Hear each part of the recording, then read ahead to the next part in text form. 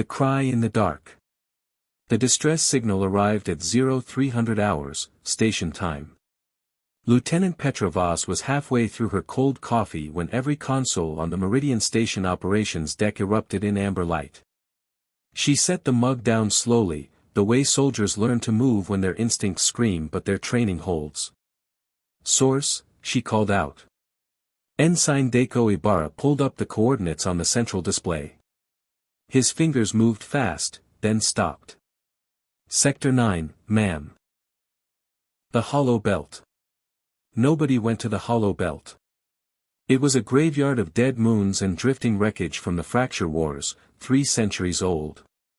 Automated buoys had been placed there as a courtesy, a bureaucratic gesture toward the countless ships and crew that had perished in that final terrible engagement.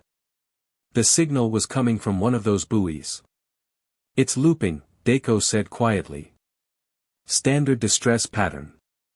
But the encoding, he hesitated. "It's old, ma'am." Pre-fracture war encoding. Before the Unified Galactic Protocol was standardized. Petra walked to his station and leaned over his shoulder. The waveform rolled across the screen like something breathing. "How old?" Deiko did not look up from his readout. 312 years. What they sent.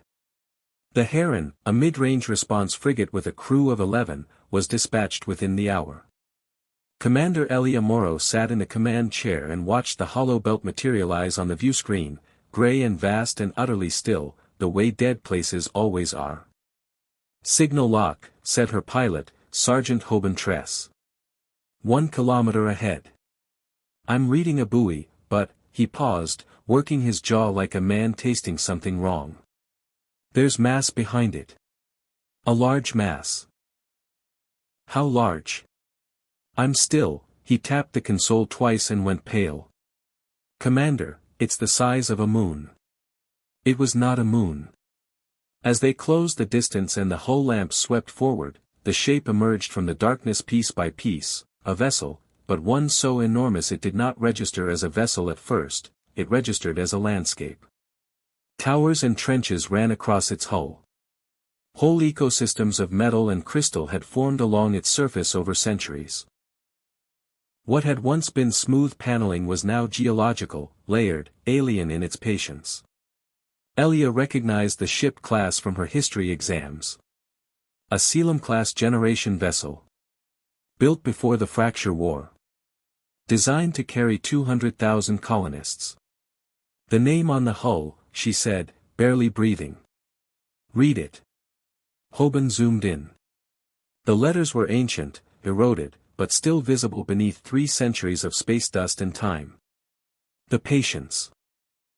The door opens. They docked at the secondary airlock. Protocol required a 2-person boarding team. Elia went herself, along with Dr. Farron Osei, their chief medical officer and the only person on board who had studied prefracture biology. The airlock cycled. The air inside the Patience was warm and damp and smelled of earth, not recycled, processed air, but actual soil and greenery. Somewhere deep inside this ship, something was growing.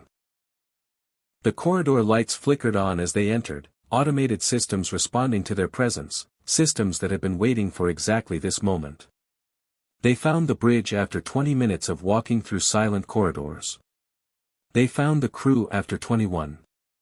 200,000 colonists, sealed in long sleep chambers along the ship's inner spine, all vital signs stable, all readings nominal, blissfully and entirely unaware that 300 years had passed while they slept.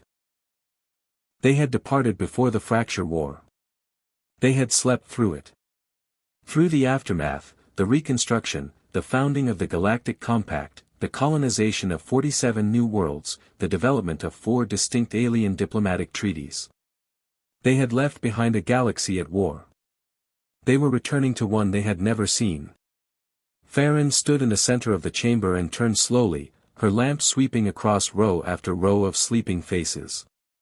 "They don't know," she whispered. "No," Elia said. "They don't."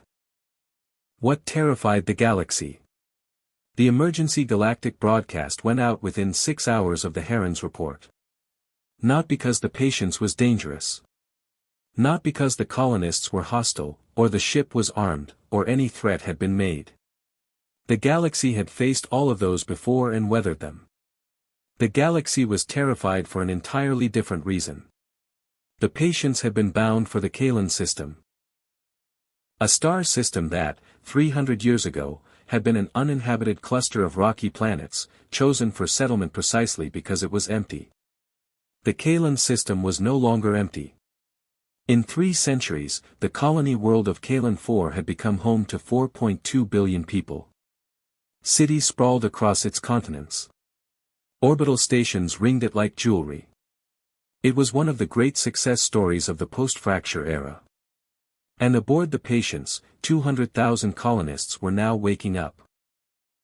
Drawn back to consciousness by the distress signals response protocol, to discover that their destination, the world they had sacrificed everything to reach, the world they had left their families and their histories and their old lives to build, already existed. Already thrived. Already belonged to someone else.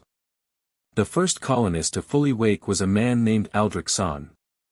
He was 34 years old. He pressed his palm to the cold glass of his chamber and looked at the stars on the viewscreen, and asked the only question any of them would ask, over and over, for weeks to come. Where do we go now? Nobody in the galaxy had an answer.